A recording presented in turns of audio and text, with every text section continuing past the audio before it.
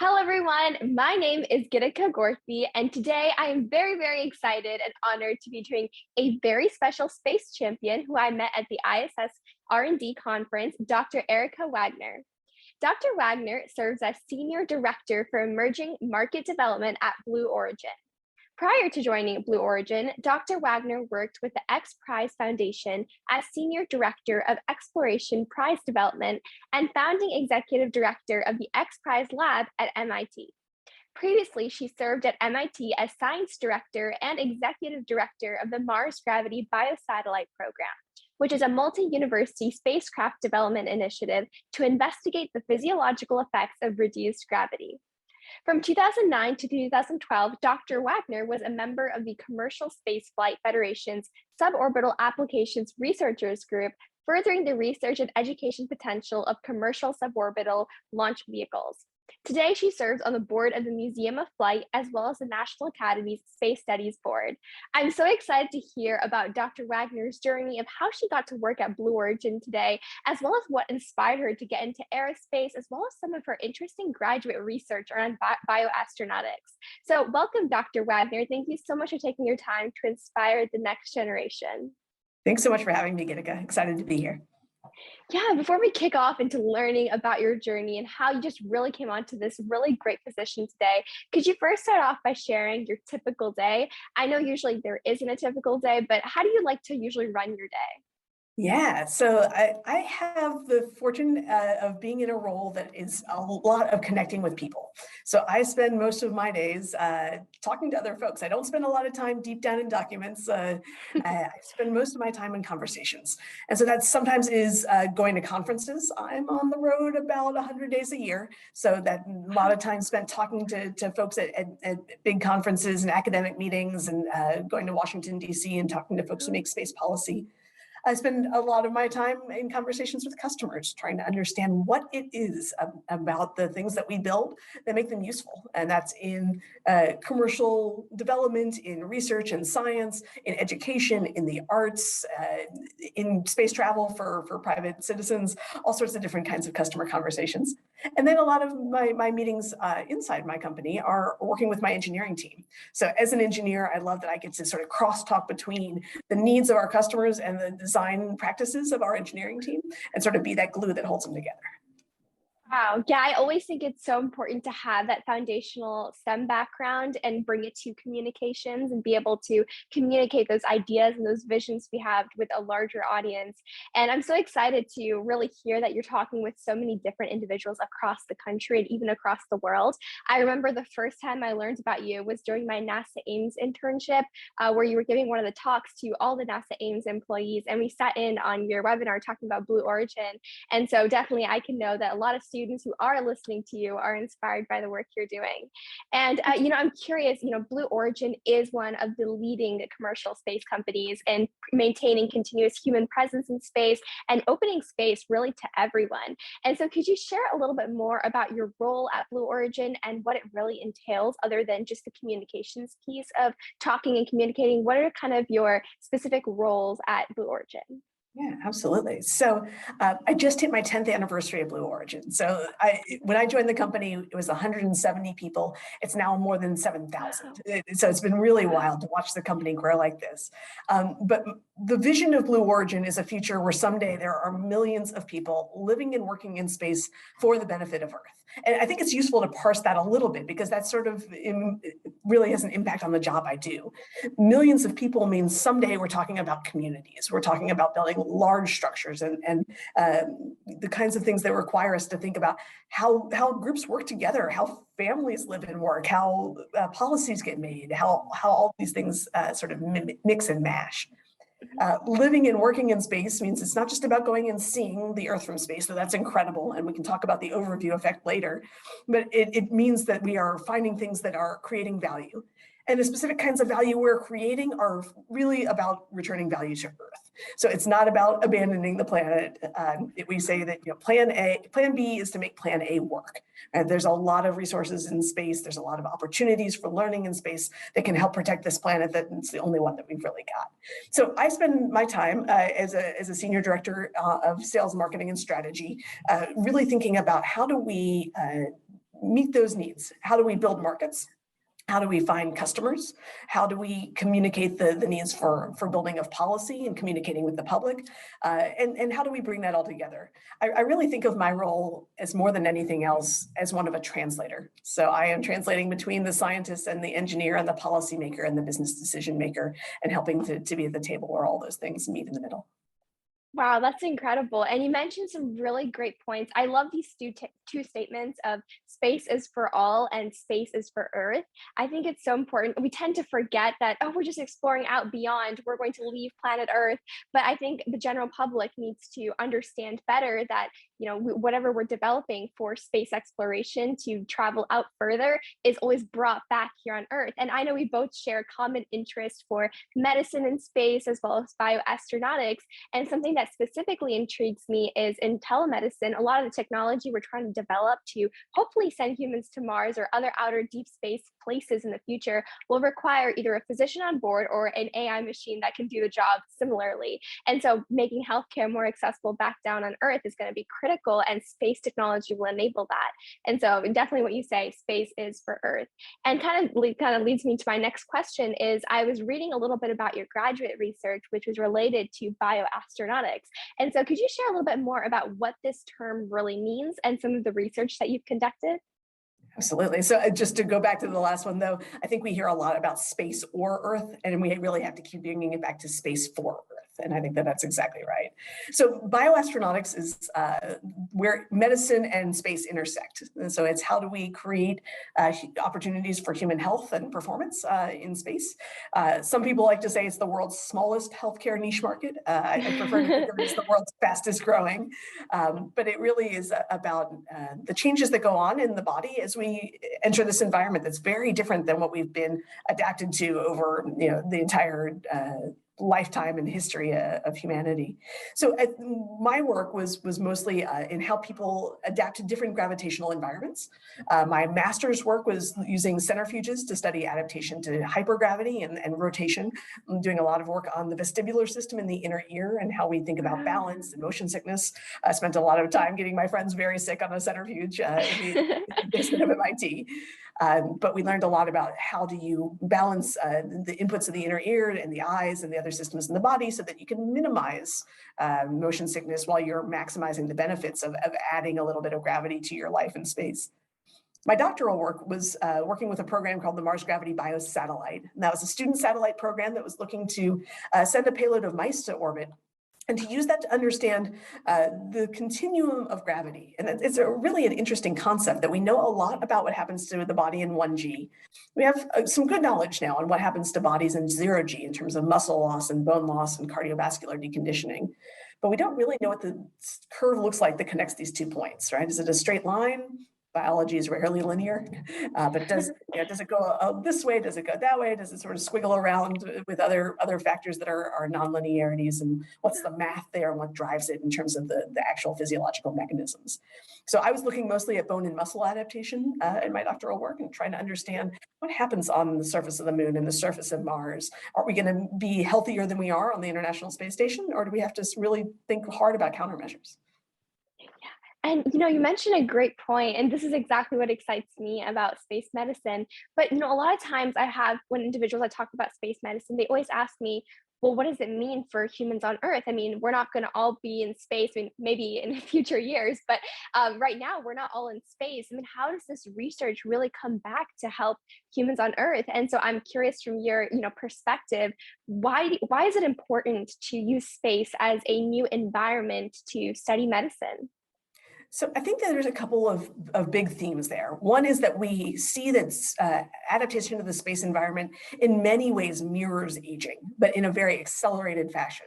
So a healthy 35-year-old astronaut working out in the gym on the ISS a couple of hours every day is still losing bone mineral density at a rate that's 10 times faster than a 75-year-old woman with osteoporosis. Right? This is a very accelerated model of bone and muscle loss because it's a use it or lose it phenomenon, right? If you've ever broken an arm and had it in a cast, your muscles waste away.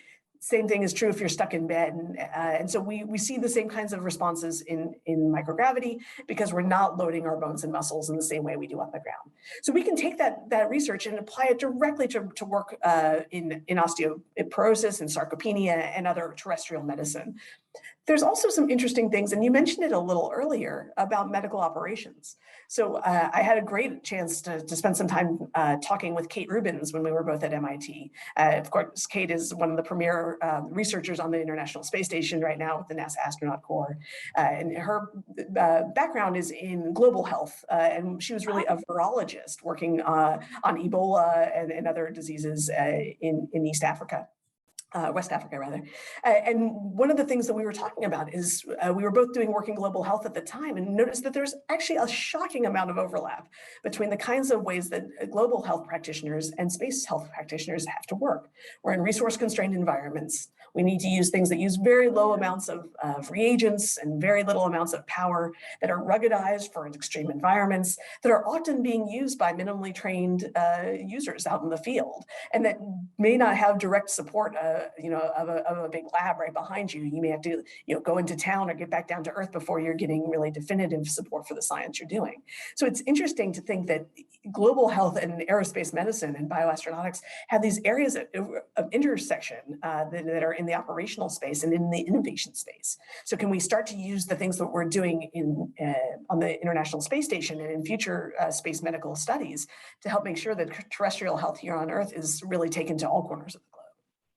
Yeah, that was beautifully articulated. I think just talking about how space provides this better environment to research faster and maybe even more efficiently than we could do here on Earth is just a great perspective. And also, I've read a few articles about how certain cells and certain parts of our body actually behave quite differently than what we would expect in space, which enables us to learn about more functions, about certain cells, certain genes that we didn't even know before here on Earth. So I think just trying to open up the new door to possibilities is incredibly exciting. And so, from your perspective or your opinion, what excites you the most about commercialization in space, whether it be Blue Origin specific or not? I'm just curious, what excites you the most? I know there's many things, but if you had to pick one thing.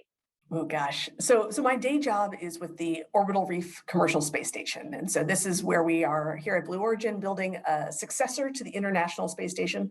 It's been an incredible tool for science and exploration, but it's coming to the end of its life in just a few years. So we are building a new space station together with our friends over at Sierra Space in Colorado and a whole big team all across the world, actually, to build a replacement for that in the next stage. And the thing that I spend a lot of my time thinking about is how do we make sure that this next station that we build and all the products that we're building are opening the doors to space wider and wider, right? It used to be that the only people who got to space were American and Soviet fighter pilots, right? And then we opened that door a little bit wider and it became American and Russian fighter pilots and scientists. And then we opened it a little bit wider and now we have physicians, and we're starting to see just the very earliest days of private space flight. And we're starting to see that that's opening the doors to more nations. On our New Shepard flight just last week, we had the first Portuguese astronaut and the first Egyptian astronaut that got a chance to fly. We're starting to see that it means that more women are flying. Historically, less than 700 people have gone to space, and fewer than 70 of those have been women. And so we're really, we have some catch up to do. And we're starting to see that if we're really thoughtful about it, we're bringing in all the rest of the things that make us human. So we're going to have a chance to take up artists and journalists and singers and painters. We're going to have a chance to take up folks who are bringing new perspectives, different abilities, physical abilities, different emotional connections to the earth, and just sort of a different way of looking at the things that we've been doing all these years. So if there's one thing that excites me more than anything about space commercialization, it's opening those doors wider. Yeah, and in the ISS R&D conference, I took the virtual simulation. I took the virtual simulation of the orbital reef, and it's just so exciting to see how it definitely is very different from the ISS right now. And it's just not only the tools that are available, that are going to be available in this space station, as well as the number of access for different scientists who have been conducting research for decades here on Earth, actually getting to do something on the space station from a normal background. They're not astronauts or anything. Just that opportunity, I think, is going to be, I'm just really excited for the orbital reef to go up into space. And, the other thing you mentioned, which is a great point, is the women who have been to space. I was so excited to see my friend Sarah Savory go to space. She's the first African American or African to go to space, first Egyptian woman. And she was I remember I saw the video of her crying when she came down. It was a magical moment. And it shocks me to read the statistics to this day that only like 1 in 5 space leaders are women, and 12% of all astronauts that have ever been to space so far have been women. It's a very tiny, tiny number. And there's many fellowships like the Brooke Owens Fellowship that have enabled young women to get involved in the historically very male dominant aerospace sector. And so I know that you are a mentor through the Brooke Owens Fellowship Program. And so could you share a little bit more about what the Brooke Owens Fellowship is, as well as why gender minorities should apply for this program, as well as your role as a mentor? Yeah, absolutely. Brooke Owens was a great, passionate aerospace professional and innovator that we lost all too soon to breast cancer, unfortunately, in her 30s. And so 3 of her friends came together and started pulling together the community to leave a legacy for Brooke. And the Brookies, as they're known, are fellows that are in college that are passionate about aerospace in some form or fashion. Many of them are scientists or engineers, but not all of them. Others are economists and journalists and artists in their own right. But they all share that aerospace passion. And what the Brooke Owens program offers is a chance to have a summer internship at a leading aerospace company, to have a professional mentor that'll help guide you through your year of the fellowship and answer questions you have about coming into the industry, and a chance to have a community. And it really is an incredible community that I'm just so tickled to be even at the edges of, because so much passion there, so much capability, and so much perspective on where the field can and should go. So really a terrific group of fellows every year, and the community just keeps growing. I'll also point out that there's a sort of sister fellowship to the Brooke Owens called Patty Grace Smith, and that's for Black folks that are interested in aerospace as well. Very similar structure, but serving another community, another corner of our community. You had asked about gender minorities, and absolutely, this fellowship is about opening doors. So whether you are, a cis woman, a trans woman, someone who identifies a non-binary, if you've been traditionally underrepresented in the field of aerospace, come on in. Yeah, I learned about the program about a year and a half ago when I interviewed a few brookies, and I was just blown away with the community. I've heard like many advice from a lot of professionals in the industry, and they say the number one thing is community. You need to have a group of people who will support you, people who will uplift you, and I think surrounding yourself with people like the Brooke Owens Fellows is the perfect type of environment you want to be in when you're going into something as challenging or as historically challenging like the aerospace industry, which is now starting to open doors, which is incredibly exciting. And I'm curious about your passion for aerospace and what really sparked your passion for getting into this industry. So could you share what was the aha moment that kind of inspired you to be like, I'm going to work for the aerospace industry one day, or I'm going to do this type of research? Like, what was that moment? I wish I could tell you, but it was before I was young enough to remember. So by the time I was in kindergarten, my parents had already bought me a little telescope. We had lots of space books on the shelf. So this is something that I was born to do. I don't know why or how. I'm just honoring that's my path in life. So I think one of the things that first cemented that it was a possibility for me, that was going to space camp as a kid, and suddenly realizing that there was a whole community of students that shared this passion that I had. That it wasn't a weird thing that I was the only one, but there was this entire there was a career path and a community to join. So I think that's one of the things that I talk to my kids about. So I've got a 12-year-old and a 14-year-old. They actually both went to space camp this summer to Space Academy down in Huntsville, and a great chance to see them getting to interact. I'm like, whatever your tribe is, find your tribe, because once you found those people, you'll know it. Yeah. And during this journey, I mean, from just that passion that started and kindled in kindergarten to now, one of the top members at Blue Origin, did you have obstacles kind of getting to where you are today? And if so, how were you able to overcome these obstacles? I feel like I've been pretty privileged, to be honest. I had parents who were really supportive, a school system that they got me the skills I needed. I found my way into the world and to a great academic studies and opportunities. People kept opening doors for me. And so I really spend a lot of my time trying to open doors for others as well. And I think that that's one of those things, we pay it back and we pay it forward because these fields are hard to get into sometimes, but not by intention. I think one of the things I hope you saw at the ISS R&D conference is it's a really tight-knit community. Yeah. There's probably two degrees of separation from anyone in the aerospace industry once you open the door. So just asking for introductions, asking for help is a really powerful tool. And I'll say the other thing that made a big difference for me was volunteering.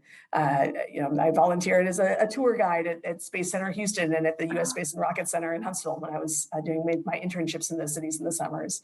I volunteered for the Suborbital Applications Researchers Group. That is a group that the Commercial Spaceflight Federation runs that was trying to understand how we would use these suborbital vehicles for something other than tourism as they were coming online. And those kinds of volunteer opportunities led directly to the network I have and the jobs I have. So don't hesitate to step up, find a conference, find a science center, find a classroom, and offer to help. That's incredible advice. And I can, second that even as someone who's just getting into the industry or kind of scratching the surface. Neither of my parents have been in the aerospace industry. And so for me, when I discovered my passion, I just opened a LinkedIn account with zero expectations. And I just started connecting with people that I thought were cool, people that I looked up to. And I started reaching out and I was like, hey, I love your job. Can I, talk to you? And I just realized how powerful the community is because I talked with one person, which led to like 10 other people, which led to even more people, and it just, opportunity on opportunity. So I think definitely what you were saying about taking that risk to put yourself out there and to seek those opportunities and to put yourself in maybe uncomfortable situations, but you never know where it can take you. So I think just, putting yourself out there and finding those people is really important. And I'll say, hey, y'all give it up for Gitika, who's giving it back already and really making a difference in her own community. So way to go. Thank you. And, with your experience in the aerospace industry, I'm sure you have so many visions for the future, things that maybe concern you, but things that really excite you for the future. And so, with your experience so far and, it's kind of the visions you're having, what makes you excited and what makes you nervous for the future of the aerospace industry? So I think that what's most exciting is that anything is still possible, right? That we are in this day where the on a curve that's climbing really fast. And we're opening access to space. We're bringing down the cost of launch. We're opening doors to new communities and new applications. And so that's what's really fun is that whether you're talking to someone who's in real estate or medicine or law or business or hairstylists or food chefs, or all these things can come together in the space world, and they're just starting to. And so that's really fun. I think that what's maybe the challenge we have to live up to is that we need to do that in a way that brings everyone in, and we need to be intentional about that. Right? The future of space can't look like the Mercury 7, where it was all white male American fighter pilots. It's got to look like the entire world. So how do we make that a reality? It takes all of us. Definitely. And I think it's so important what you were mentioning about involving everyone. I think there's a lot of emerging space organizations and companies across the world. And I think just with the privatization of space, it's starting to open up doors to so many different individuals across the world to be a part of these endeavors. You mentioned that I'll just sort of point out for folks is Club for the Future. If you haven't run across it yet, check out clubforfuture.org. This is our educational nonprofit founded here at Blue in 2019 to help lift up and connect students all over the globe to the future of space and science. The signature project right now is called Postcards from Space. And anyone in the world can take a blank piece of cardstock, draw or write or color your vision of the future, send it to us, and we will launch it to space on the New Shepard rocket. And when it comes home, we'll mail it back to you. It's a super fun thing to do with kids of all ages. It's totally free other than postage. So you can go out into your community, bring a bunch of blank index cards and get kids coloring, and we'll help you with the rest. Thank you for sharing that. I actually made my own postcard at the conference, and one of the Blue Origin representatives took it, and I'm so excited to get that postcard back. But I know there's a lot of companies, organizations, nonprofits working with those postcards, and it's just a great initiative because I think it'll spark a lot of passions for young students to be like, oh my God, like my writing, my drawing, my art went into space. And I think just having that as a souvenir, as a memory, I think can drive so many passions for the next And generation. not as just as a memory, but as something that you did, right? And I think that that's really the Yeah. thing for me is that you look into an 8-year-old space that's holding something and said, hey, I sent something to space. What else can I do? Yeah, yeah. I remember I was at the Girl Scouts. They have a building, and there was like Girl Scout cookies that were sent to space. And just looking at it as a Girl Scout, someone who's been a Girl Scout since kindergarten, just looking at those cookies that went to space was so like emotional and heart touching for me. But I think seeing like even my own piece of art or seeing another kid's art go to space is just as powerful. So yes, that's a great point. And so now that we're able to learn a little bit more about your journey, as well as kind of your insights into the aerospace sector, my last and final question for you is we've gotten plenty of advice throughout this interview from you. But my last question is what final piece of advice do you have for students regarding their pursuit of a passion in aerospace, STEM, really just any career, something you wish you knew when you were in high school or in college? I'll go back to the volunteering thing, which is that it's never too early to start giving back. And then when you start to open those doors and give back to the community, it actually comes back to you in spades as well. So get out there. You already know enough to lift up somebody else in the industry, whether it's a kindergartner or your next door neighbor or someone else that is in your community. Share with them your passion. And it'll get you excited about the things you're doing. It'll help them get excited about the possibilities. And you never know what comes next. Yeah, that's great advice. I remember there was this young girl who was still talking to me, and she was like, I didn't know space biology was a real career. I love space and I love biology. Maybe I'm going to do that. And I think just putting it out there, the things you know, and just talking about it can make a huge difference for certain individuals who may not even know it exists. I mean, even teachers of mine are kind of confused when I say I want to be an aerospace physician. They're like, are you sure that's a real career? And I think sometimes just putting it out there and educating and talking about your passions, talking about what you know with the general public can make such a huge difference. So really, I think that is great advice as we're starting to rapidly grow the aerospace sector. And something I'm incredibly passionate about also is showing students that they are the next generation and they need to be involved in conversations that are taking place now. And I want to thank you on that note as well for providing me the opportunity to attend ISS R&D because there's not a lot of conferences that are free for students. And I think still getting the opportunity for young professionals to go and to see what's happening and to hear conversations with current space leaders and to just get an insight of what the future of the aerospace sector will look like is going to be so empowering. And it was empowering for the day that I did go. So thank you so much for that opportunity and for taking your time to do this interview. I had such a great time speaking with you. You as well. Thanks so much for having me. Thank you.